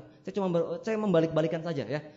Jangan-jangan saya kalau sekarang nyasar di tengah jalan, mungkin ya ini karena Tuhan sudah kasih jalan yang lain, bahwa saya nanti mungkin di ujung sana saya akan ketemu dengan prospek saya yang akan jadi bintang 8 saya. Saya cuma mikir-mikir gitu aja dulu ya. Jadi cuma dibalik-balik saja. Selanjutnya, senyuman saya adalah kunci yang menutupi emosi saya ya. Nah, sekarang kalau Anda sekarang lihat ya, kenapa kalau di pertemuan Anda disuruh ya, diminta untuk antusias ya, semangat ya, kemudian tepuk-tepuk tangan keras-keras ya, kemudian ketawa-ketawa ya, kenapa coba? Karena semangat Anda, senyum Anda itu bisa menutupi emosi Anda. Ya, kalau sekarang dari tadi ada yang tepuk tangan ya, semangat, antusias, Anda bete aja gitu ya. Ketahuan Pak, utang Anda berapa banyak? Anda ketahuan baru mungkin di rumah tadi sempat dilempar sendal sama istri Anda mungkin ya. Tapi kalau sekarang walaupun Anda utang Anda banyak, kalau Anda sekarang semangat senyum nggak ketahuan. Seperti itu. Jadi kalau saya dulu mengakalinya seperti itu. Kamu kan masih bintang 3. Wah, saya kan bisnis bonus saya kecil, semangat aja. Saya sudah bintang 5, bonus saya kok di bawah 1 juta. Nggak apa-apa, semangat aja. Orang nggak akan tahu kok bonus kamu sebesar apa. Kalau kamu semangat, dia akan lihat semangat kamu yang dilihat, bukan dompet di belakang kamu. Itu yang luar biasa ya. Bonus kita itu bisa dilihat dari senyuman kita juga kok. Ini kan kemarin seminggu yang lalu mungkin sudah keluar bonus ya. Yang bonusnya besar pasti senyumnya juga besar. Ya. Bonus kecil senyumnya juga irit-irit. Bonusnya nggak ada dari tadi nggak menjadi bete, mikirin sebulan ini gue nggak dapat bonus aja ya, kelihatan ya. Jadi kan kiri kanan Anda kan bukan grup Anda semua tuh, oke? Jadi Anda terus sebar senyum ya biar dikira, senyum Anda, bonusnya gede nih, si Pak Anu bonusnya gede nih kelihatannya dari senyumnya ya, itu yang luar biasa sekali ya. Jadi buat Anda ya, Anda akan kelihatan banget nih ya kalau semuanya Anda senyum, bonus Anda pasti besar ya. Selanjutnya, kesedihan, keputusasaan, frustasi, dan ketakutan akan selalu melemah ketika berhadapan dengan senyuman saya. Saya adalah pemilik semangat bersyukur. Nah ini yang luar biasa sekali. Ini adalah salah satu poin utama kenapa saya bisa bangkit dari bintang 7 yang tersiak-siak menjadi seorang bintang 8. Saya bertemu dengan salah satu ya upline aktif saya, penerima villa, dan beliau mengatakan begini, Pak Julijar, kan saya bilang Pak, saya nggak mungkin lagi bisa sukses di bisnis ini. Ya kondisinya seperti ini, cuma satu kaki saya yang jalan. Terus dia bilang gini, Pak Julijar, kira-kira lebih baik yang mana Pak? Punya satu kaki yang jalan kencang atau gak punya kaki sama sekali yang jalan? Nah saya mulai berpikir, oh iya juga ya, lebih baik saya punya satu kaki yang kencang ya. Saya tinggal tambah satu lagi, 2 lagi jadi silver lion, kalau saya tambah 3 jadi gold lion. Ada gak yang berpikir sama seperti saya waktu itu? Wah jangan-jangan ini adalah kompetitor kita, padahal itu grup Anda loh. Ya, saya dulu berpikir kaki besar saya ini adalah kompetitor saya. Ini adalah saingan saya, padahal itu adalah kakak saya. Jadi itu yang menarik. Jadi buat Anda sekarang punya kaki gajah itu wajar-wajar aja. Anda tinggal tambah satu kaki lagi. Ya Anda tinggal lebar lagi, 2 kaki lagi, 3 kaki lagi. Anda bisa jadi bronze lion juga, silver lion juga, jadi gold lion juga. Itu luar biasa sekali. Jadi Anda jangan merasa kaki besar Anda ini itu adalah pesaing Anda. Ya ini adalah aset masa depan Anda. Dan yang menarik kaki terbesar Anda ini belum tentu selama-lamanya jadi kaki yang terbesar. Sekarang saya sudah mulai mengalami fase ketiga, fase kedua adalah timpang, betul? Fase ketiga seimbang. Ini luar biasa. Saya dulu nggak berpikir bisa seimbang kalau sekalian. Itu omsetnya sudah jauh sekali. 95-5% bahkan. Ya dulu 95-5%, sekarang 60-40. Ya, kenapa? Karena tadi bahwa berpikir bahwa ini bukan pesaing saya. Ini adalah tim saya juga, grup saya juga. Saya harus membina mereka juga. Seperti itu. Ini adalah aset masa depan saya. Jadi buat Anda yang mungkin hari ini merasakan terbreak juga, Anda mungkin masih bintang 5, di bawah Anda sudah bintang 6, alhamdulillah. Bersyukur saja, miliki semangat bersyukur. Bahwa kalau Anda tinggal bantu yang sebelah kiri lagi, Anda bantu lagi kaki kedua, kaki ketiga Anda bisa jadi naik peringkat juga. Seperti itu. Oke. Nah, kebanyakan kita mungkin nggak bersyukur. Ya, banyak sekali saya ketemui di grup saya yang mahasiswa bilang, "Pak, enak si Pak Wawan mah karyawan ya. Pak Wawan karyawan, udah Pak Wawan karyawan lagi ya. Enak Pak, kalau dia mah gampang Pak ya. Untuk bintang 2, bintang 3 mah gampang ya, duitnya punya, dia mah dapat gaji lah. Kita mahasiswa Pak, bonus dapat dari mana ya, penghasilan dapat dari mana, cuma dari orang tua aja. Enak Pak, kalau dia mah cepet jadi bintang 4-nya, jadi bintang 5 gampang Pak." Itu saya temui juga di mahasiswa. Saya lihat juga di karyawan ya, Pak enak sih si Mas Andi Pak. Mas Andi mah masih mahasiswa, dia mah waktunya banyak banget. Kalau saya mah cuma dari pagi sampai sore saya harus kerja. Kerja paling cuma 1-2 jam, saya jaga bisnis udah capek. Kalau dia mah wajar Pak, bisa bintang 5, bintang 6 cepat. Kebanyakan dari kita nggak bersyukur dengan kondisi kita saat ini. Yang mahasiswa bilang lebih enak jadi Pak Wawan ya. Yang Pak Wawan bilang tadi lebih enak jadi mahasiswa ya. Saya bingung, enaknya jadi apa sih Anda? Mahasiswa nggak mau dengan kelebihan Anda. Jadi saya mulai berpikir dengan kita mulai melihat kelebihan-kelebihan kita saja. Dan saya mulai melihat bahwa lebih baik ya, masih bersyukur loh. Sekarang saya mulai berpikir bahwa saya sekarang presentasi dengan 2 kaki saya sendiri. Saya melihat kemarin ya di Vision Seminar grup saya ya, itu dia cuma pakai 1 kaki. 1 kaki sudah nggak ada lagi. Saya pikir wah luar biasa, saya bersyukur sekali. Sekarang saya datang, saya bisa presentasi dengan 2 kaki saya. Saya kemarin lihat juga di Vision Seminar, ada orang yang datang ke Vision Seminar sudah bintang 5 juga, grup saya juga. Itu di papah ya, kenapa? Dia buta, nggak bisa melihat. Bintang 5. Saya berpikir alhamdulillah sekali gitu loh. Mungkin dia waktu di Vision Seminar dia nggak bisa lihat apa, dia cuma bisa merasakan aura. Sedangkan saya bisa melihat langsung siapa penerimanya, siapa bentuk wajahnya. Jadi saya melihat bahwa kita ini benar-benar luar biasa sekali manusia ini. Kenapa kita lebih banyak bilang bahwa dia lebih beruntung? Orang itu beruntung Pak. Kita mah nggak mungkin bisa sukses. Lebih banyak menghinanya. Kebanyakan daripada melihat kelebihan diri kita. Ya sekarang kita coba. Ya saya mulai merasakan senang sekali waktu itu. Mulai merasakan semangat lagi. Kenapa? Karena saya mulai merasakan bahwa saya mulai bersyukur. Ya bersyukur bahwa saya kalaupun mulai dari sekarang, saya tetap masih bisa pakai kaki saya sendiri. Terus kalau semuanya saya nanti presentasi, saya masih bisa pakai mulut saya sendiri. Kemudian saya merasa kalaupun nanti saya bintang 8-nya di umur 26 atau 25 tahun, masih tetap muda kok. Punya penghasilan puluhan juta masih tetap keren kok 25 tahun. Di luar sana saya pikir 30 tahun belum tentu punya penghasilan di atas 10 juta. Itu adalah cara berpikir saya waktu itu. Kenapa kalau saya mau fight lagi? Saya hitung umur saya. Waktu itu umur saya sudah 24 tahun. Kalau sekarang saya jadi bintang 8, 2 tahun dari sekarang, nggak masalah tuh. 26 tahun masih punya penghasilan puluhan juta, masih keren-keren juga kok. Itu adalah hal yang saya nikmati. Jadi saya waktu itu sudah mulai enjoy jalankan bisnis ini. Nah, selanjutnya bibit frustasi tidak mungkin tumbuh berakar di dalam hati yang bersyukur, ya, tidak akan pernah tumbuh kalau Anda selalu merasa bersyukur, ya. Kemudian, apakah saya selalu mengucapkan doa seorang peminta-minta kepada Tuhan saya? Sekarang Anda tanya kepada diri Anda, apakah Anda sering nggak melontarkan doa peminta-minta? Ya Tuhan, ya, saya itu nggak mungkin bisa berhasil kayaknya Tuhan. Tuhan, saya bisa nggak ya Tuhan? Beriin dong, ya kasih dong, ya saya rezeki Tuhan. Saya itu lemah Tuhan, saya nggak bisa apa-apa. Ya, sering nggak ada yang doanya seperti itu? Itu doanya seorang peminta-minta buat sekalian. Ya, dia cuma minta, saya nggak bisa apa-apa, tolong dong kasih. Saya nggak bisa bekerja keras, tolong dong kasih. Saya nggak bisa kuat untuk menahan ya proses ditolak ini, proses jalankan bisnis, tolong dong dikasih. Ya, penghasilan puluhan juta. Itu ada doa seorang peminta-minta. Dan saya yakin di sini tidak ada orang peminta-minta di bisnis, gitu. Selanjutnya, menurut Anda, ini adalah keputusan ke-6, ya. Apa sih yang membuat saya jadi dari bintang 7 ke tersiok-siok tadi, ya? Saya mengambil sebuah keputusan ke-6, yaitu saya akan menyambut hari ini dengan semangat memaafkan. Saya mulai memaafkan, terutama memaafkan pada diri sendiri. Oke? Dengan memaafkan diri sendiri, saya menghapus keraguan, kekhawatiran dan frustasi masa lalu saya yang saya simpan di masa sekarang. Dulu saya benar-benar merasakan, bodoh banget sih Juli Jar ini, ya. Orang-orang di luar sana itu bintang 8 itu cuma 2 tahun. 2 tahun, 3 tahun sudah jadi bintang 8. Kok saya nggak jadi bintang 8 juga ya?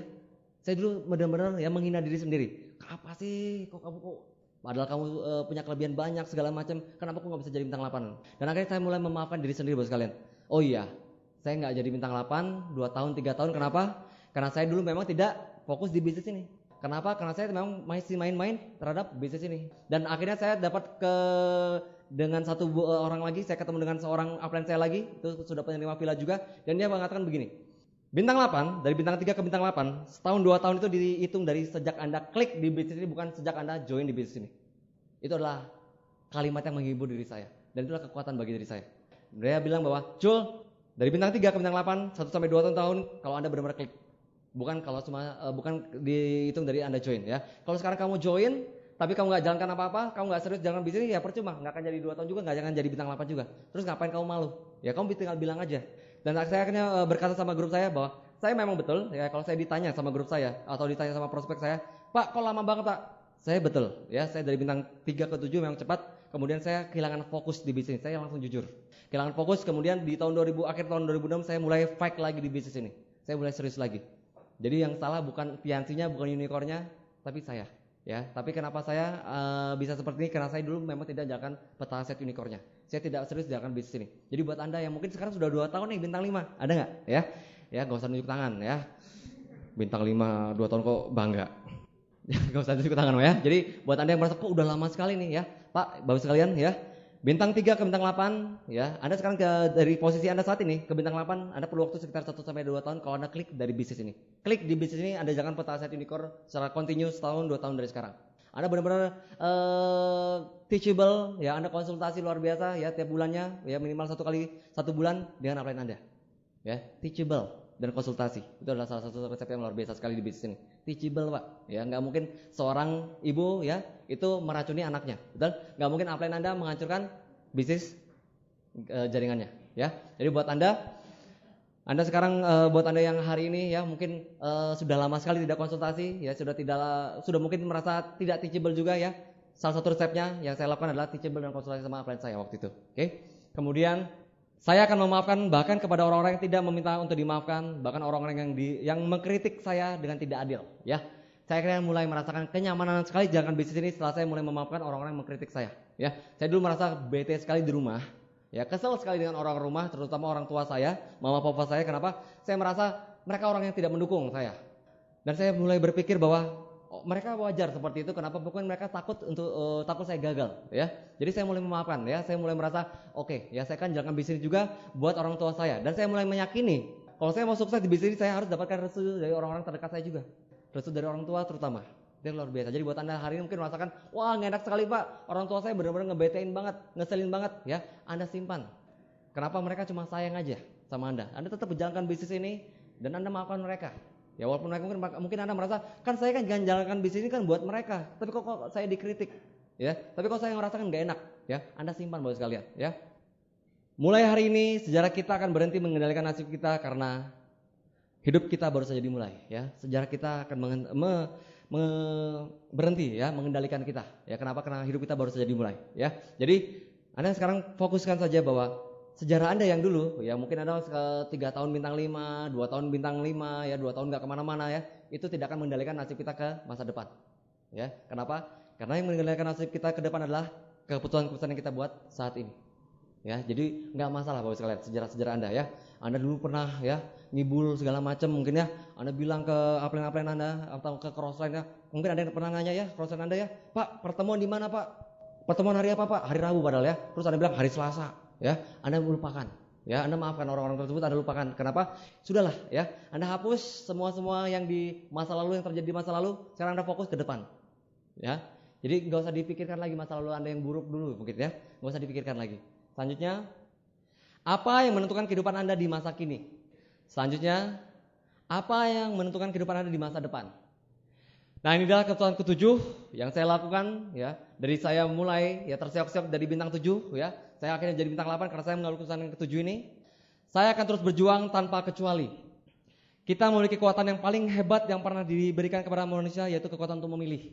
Mungkin, ya, Anda merasakan down, ya, saat Anda ditolak. Saya pun merasakan hal yang sama juga. Ya, tapi Anda punya kekuatan untuk memilih. Anda boleh down 1 hari, Anda boleh down 1 bulan, ya, Anda boleh down hanya sekitar 1 menit saja. Anda yang pilih. Itu adalah kekuatan terbesar yang diberikan oleh Tuhan kepada manusianya, kekuatan untuk memilih. Selanjutnya, kita mengetahui bahwa banyak orang yang berhenti ketika kelelahan datang. Kita bukan orang seperti itu, kita lebih kuat daripada mereka. Ya, bahwa kita lebih kuat daripada orang-orang di luar sana. Ya, orang-orang di luar sana baru melihat bahwa ternyata cuacanya mendung, mereka tidak datang ke ruangan ini. Macet sedikit, mereka bilang nggak bisa datang ke ruangan ini karena macet dan lain-lain. Ya, ada keperluan keluarga segala macam, ya. Tapi Anda lebih kuat daripada mereka. Seorang atlet tidak menikmati sakitnya latihan, seorang atlet menikmati kemenangannya. Ya, seorang atlet tidak menikmati rasa sakitnya saat mereka latihan, tapi mereka menikmati saat kemenangannya tadi. Kita tidak perlu menikmati proses sukses di bisnis ini, yang penting adalah kita melanjutkan proses ini dengan mata selalu tertuju pada hasilnya. Itu yang saya lakukan buat sekalian. Saya cerita sekitar seminggu yang lalu, hari Senin sampai hari Jumat, saya mengadakan tur Grand OPP di ibu kota, ya, di kota-kota kabupaten di Provinsi Lampung, ya, sekitar 7 kota. Sekitar 5 hari, 7 kota berbeda. Ya, jadi ada beberapa kota yang siangnya Grand OPP, malamnya sudah Grand OPP lagi. Dan saya benar-benar habis-habisan waktu itu. Dan banyak orang yang bilang, Pak, ini nggak mungkin Pak. Ini benar-benar terlalu memporsir sekali Pak. Dan saya bilang, bisa. Ya. Terus yang luar biasa sekali mereka bilang, Pak, kayaknya kalau Bapak sendiri nyetir kayaknya nggak mungkin bisa. Terus saya bilang, pasti bisa. Ya. Dan akhirnya saya melakukan itu sendirian. Ya. Saya cuma didampingi oleh GM Tians Palembang, Miss Mecun, ya, kita berdua, kita keliling. Dan luar biasa sekali banyak yang bilang, Pak, padahal di tempat itu rawan sekali loh Pak, malam-malam kok berani Pak. Dan saya cuma bilang bahwa ini adalah sebuah proses yang harus saya alami, yang harus saya lakukan. Saya cuma berfokus pada tujuan saya bahwa tahun depan saya ingin jadi terima reward juga. Dan saya harus bayar harganya juga. Dan saya merasa bahwa saya nggak akan merasa takut, ya, saya merasa aman sekali. Kenapa? Saya tahu bahwa Tuhan juga lihat kok, ya, bahwa saya punya niat yang baik, ya, saya punya niat yang tulus untuk membagikan keluarga saya pasti akan dijaga oleh Tuhan saya pasti akan dijaga oleh Allah Subhanahu Wa Taala. Itu yang saya rasakan, bahwa saya kok rasanya punya banyak kekuatan sekali waktu itu, ya. Saya merasakan bahwa 5 hari 7 kali saya berbicara, saya harus teriak-teriak. Baru hari ini, ya, saya minum nggak terlalu sakit, ya. Saya sempat ke THT juga, dia bilang ini agak ada luka, ya, luka di tenggorokan beberapa lokasi, ya. Itu kenapa? Karena saya teriak-teriak, ya, closing segala macam. Dan saya cuma bilang bahwa semua orang yang menerima reward, semua orang sukses di bisnis ini, pasti mereka sudah pernah melakukan hal yang sama seperti yang pernah saya lakukan juga, ya. Bagaimana dengan Anda? Apakah Anda masih hitung-hitungan dengan kerja Anda? Apakah Anda masih bilang bahwa itu terlalu jauh Pak tempatnya Pak? Wah, terlalu lama Pak. Wah, jaraknya terlalu jauh Pak. Wah, saya cuma punya motor Pak. Pak, nanti kalau hujan gimana? Kalau jalan bagaimana Pak? Jalannya lubang bagaimana Pak? Kalau Anda lihat, ya, trek yang yang saya alami, ya, yang saya lalui, itu jalannya berlubang sekali Pak. Lubang di mana-mana, ya, dan beberapa kondisi mobil saya di bawah sudah remek juga, ya. Dan saya bilang bahwa ini adalah proses. Saya lalui saja. Banyak orang bilang, Pak, hati-hati Pak di situ Pak, ya. Apalagi mobilnya mobil sedan Pak. Nanti nyangkut segala macam. Tapi saya bilang saya pasti yakin, ya, yang di atas pasti akan dukung saya juga.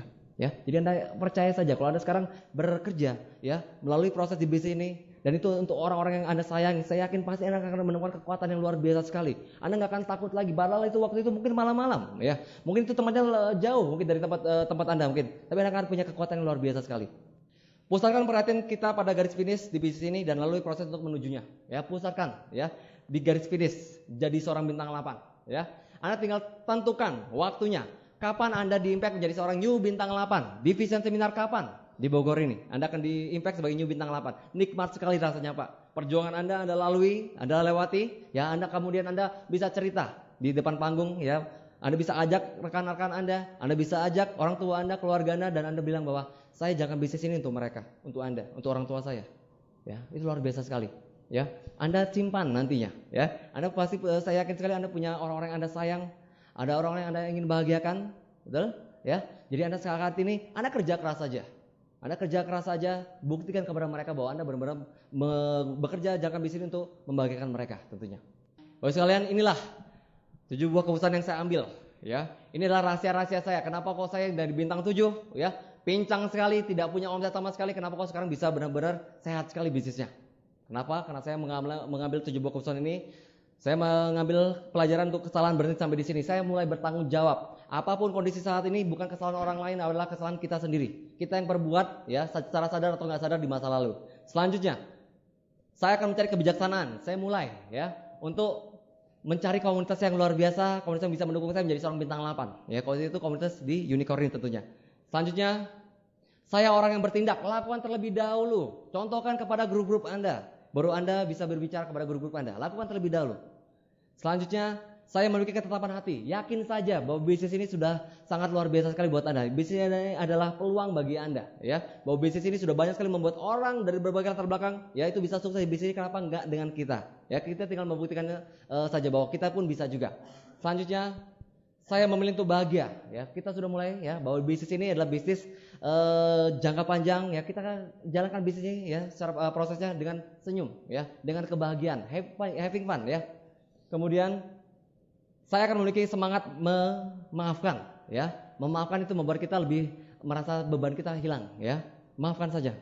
Selanjutnya, saya akan terus berjuang, ya. Lakukan bisnis ini, ya. Anda bayar prosesnya hanya 1-2 tahun. Ya, saya ingat sekali kata-kata plan saya, bisnis ini prosesnya memang tidak enak buat sekalian. Anda ditolak, dihina orang-orang lain, ya. Kalau memang prosesnya nggak enak, kenapa Anda harus lama-lama di prosesnya?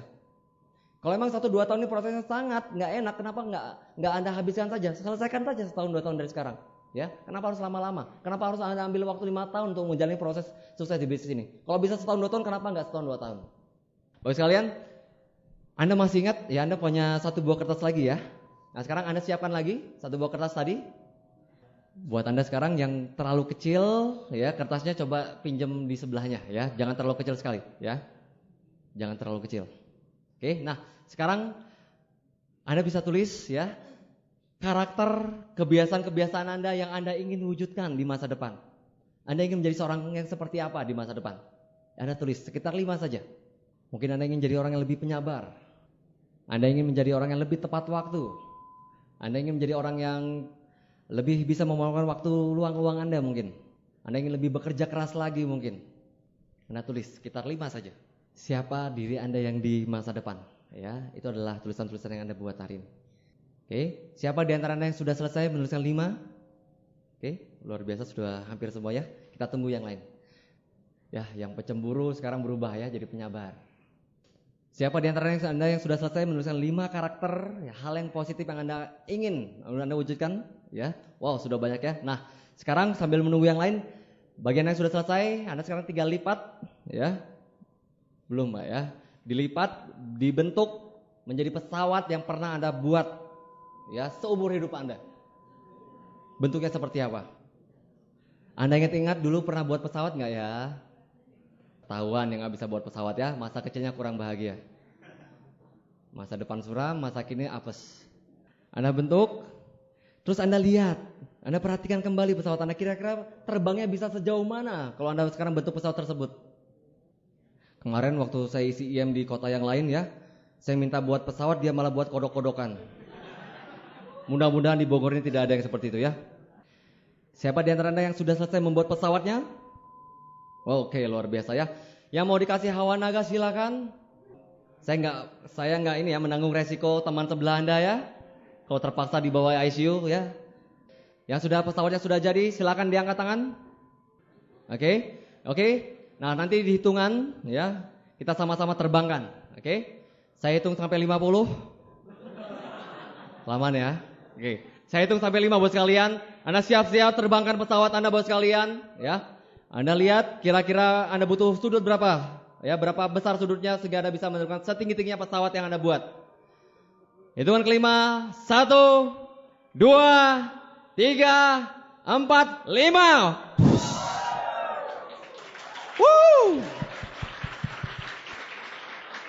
Oke, baik bos sekalian.